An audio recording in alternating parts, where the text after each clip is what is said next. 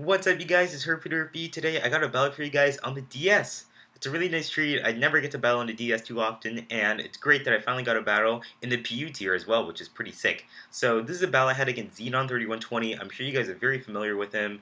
We're both really good pals, and he kind of helped me out with the channel initially, and I really like Xenon a lot. So we decided to have a PU match. I kind of bring in some old Pokemon I still use in PU, along with an Omanyte and Yamask, which is a pretty cool addition. Just kind of want to try them out.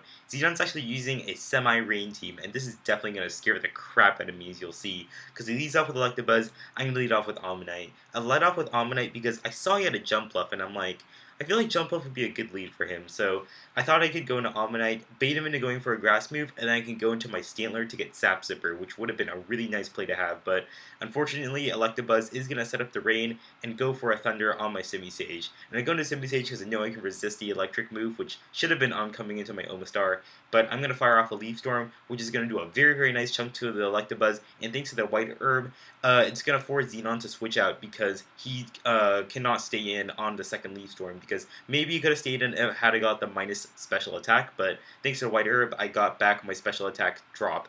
But right here, I should have gone for the Recycle instead of going for another Leaf Storm, because I had a really good feeling that Muck was going to come in, but I didn't really want to over-predict at the same time, so Recycle definitely would have been the better play, because it does influence how I play later on this match. So I'm going to go into Dustox thinking he's going to go for a Toxic, but he actually switches immediately back into Electabuzz, knowing I'm going to switch out as well. But thanks to my Shield Dust ability, I know I'm not going to get paralyzed, which is something I was kind of worried about at first, but then I was like, oh, now I can go for a Quiver Dance, and now I'm pretty sure I can outspeed the Electabuzz if he's not running Timid, because if he's running Timid, then I can't outspeed it, but if he isn't, then I can. And luckily for me, he is not running Timid, so yay, I do outspeed the Electabuzz, and I kill him off with a Bug Buzz, which is great. So Dustox is looking really, really nice, because I never get to use Dustox at all. But Jump Bluff is going to come in. I know I can't kill a Jump Bluff in one hit, so now I know he's probably going to go for the Sleep Powder. So I go into Prancer, who's going to take the Sap Zipper boost. Great, now I'm at +1 attack, and now Stantler is about to wreck his team, because my Stantler is Choice Banded, and this Sandshrew is not going to take this frustration all too well. That is coming from a Stantler. Damn, Stantler, you are a boss. And I'm actually running Jolly on the Stantler, which, like, in this game is not good, because had I ran Adamant, I would have been able to 2-hit KO the Sandshrew, and that would have been really nice, because then he wouldn't be able to set up Stealth Rocks, but, you know, whatever. It's not too bad of a deal, because I did get rid of his physical wall, which is pretty nice. Now, Jump Up is going to come in. He's just going to set up the Rain, because he knows that he can't. He's really scared of this Stantler, and he needs to set up the Rain, because that way he can get a Swanna in, who will get a very nice boost from the Rain, and will be sure to kill off my Stantler, because he doesn't know how bulky my Stantler is at the moment. But Swanna does come in, and Swanna is very, very scary, because on my team, I only have one Pokemon that can outspeed it, and that Pokemon is my Lopunny, and my Lopunny only has one attacking move, and it's not very strong, so that's a little bit concerning for me. So I'm going to go into my Omanyte, thinking he might go for a Hurricane or Brave Bird, predicting my Simisage switch to take in what might be a Surf, but he decides to play safe and just go for a Surf, so whatever. I'm just going to let my Omanyte die, because it's not that useful to me. I think my Yamask is more useful against his Muck, because his Muck is probably a Cursed Muck, and I have Haze. So I'm going to go into Lopunny now. I'm going to try to scare him out by pretending I have a Thunder Wave or something, but he's not going to fall for it. He's just going to keep going for Surfs, which is fine with me, because right now I'm just going to keep subbing down, because I want to get his Life Orb damage racking up, and I also want to stall out all the turns of Rain, so that's kind of my plan. And I'm just going to keep going for more subs. He decides to switch out and go into a Muck this turn. Now, I'm actually at the HP range where I know I can live another Stealth Rock switch in, which is great. So now I feel very confident going for the Agility, followed by the Baton Pass, because this is another weird Lopunny set I decided to bring. I have like 4 Lopunnies, so I always have to mix up and bring a new one to Xenon, because I always have to bring a Lopunny when I have to face Xenon. And yeah, this Muck goes for a Poison Jab. Now, I'm very, very hesitant about baton passing into my Stantler, because I'm really afraid that my Stantler is going to get poisoned, and then my Stantler sweep is going to end, because Stantler is really my only hope in taking down his team. So I decided to give my baton pass boost into my Yamask, because that way I can at least outspeed the Muck. But unfortunately, I do get poisoned from the Poison Jab, but whatever, that's fine. It's not too big of a deal. But now this turn, I'm going to go for the Will-O-Wisp, because I figured that Will-O-Wisp would pretty much be really good against most of his team, because if he switches into Huntail, it would get burned, which is really nice, because Huntails tend to be physical. Muck wouldn't appreciate it, but then again, most Mucks have rest if it's a Curse Mucks like this one, and his Swanna wouldn't really like it since it doesn't like taking residual damage on top of the life orb. So Will-O-Wisp does hit the Muck, which is great because now the Muck can't really do anything to me.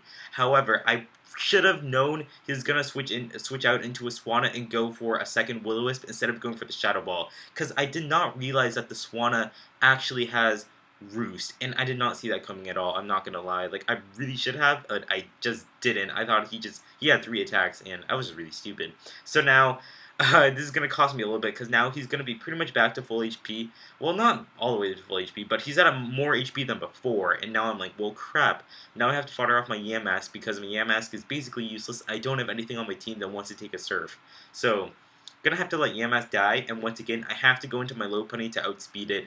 I actually probably could have gone into Simisage to bluff that I'm timid and then scare him off, which probably would have been a little bit of a smarter play, but I didn't think of that at the moment. I just thought, I gotta send Lopunny. And actually, right here, this is the play that would have been very, very nice to have. I should have gone for the agility right here, instead of just wasting a turn going for a frustration on the Muck. Because if I went for the agility, that was the opportunity for me to go for the agility, give it to my Stantler, and then nothing on the team can outspeed Stantler, and I can just frustration everything to death.